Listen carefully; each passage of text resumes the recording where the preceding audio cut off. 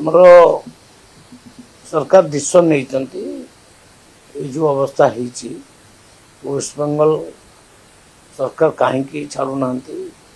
आलू ट्रक बड़े छेकी रखुंट ये कथा तो मत जना ना बारंबार मुख्यमंत्री निवेदन करम भी आम चीफ सेक्रेटरी चीफ सेक्रेटरी कथबार्ता होती आम चेष्टा चलु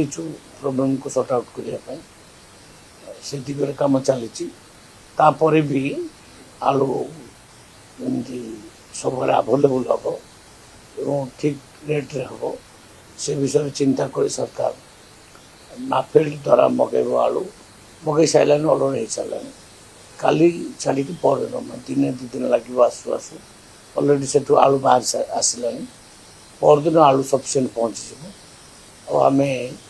30 टंका नाखे केजी आलू पूरा सबू सहर में उपलब्ध कर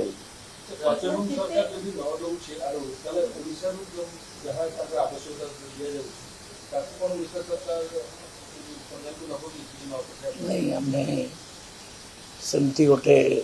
परिस्थिति न आसू आम चाहूँ कथबार्ता जरिया सब समाधान हो सरकार चाहूँ आम प्रतिद्वंदितामूलक परिस्थिति को आने चाहूना ता सत्वे मुझे शुणा पाइली आज कौन विभिन्न जगह माछ ट्रक अंडा ट्रक लोक छेकवा आरंभ कर जेनराल पब्लिक तो जदि सेमती हुए यही बात देखिए सब जिनस आंध्र जाऊँ लोक छेकवा आरंभ कले आम चाहूनु कि परिस्थिति उपजू आम चाहूँ जहाँ से पड़ोसी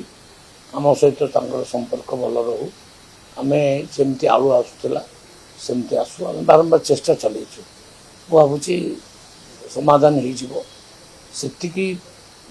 माने ये पर्यटन आम परिस्थिति को संभालने को आम नाफेड को दायित्व देचु ऑर्डर दे सारे आलूर किसी असुविधा होना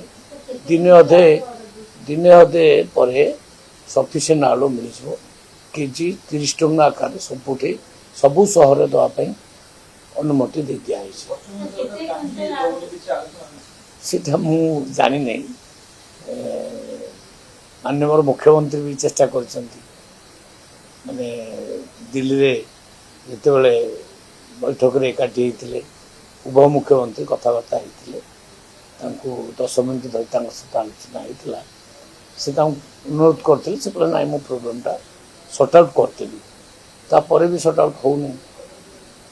सफिसीयंट निश्चय 3 दिन भितर काली छाड़ी परदिन आलू पहुँच ऑर्डर ऑलरेडी हो सारी जहाँ पैसा लगे पैसार व्यवस्था किसी असुविधा नहीं जहाँ पैसा लगे सरकार व्यवस्था करेंगे जिते उच्चा दर में मिले भी आम किणु कि 30 टंका दर में आम लोक मुहैया कर जदि आपंक आम भिडी भल लगा तेब आम चैनल को लाइक शेयर और सब्सक्राइब करने को जमा भी भूलु नहीं।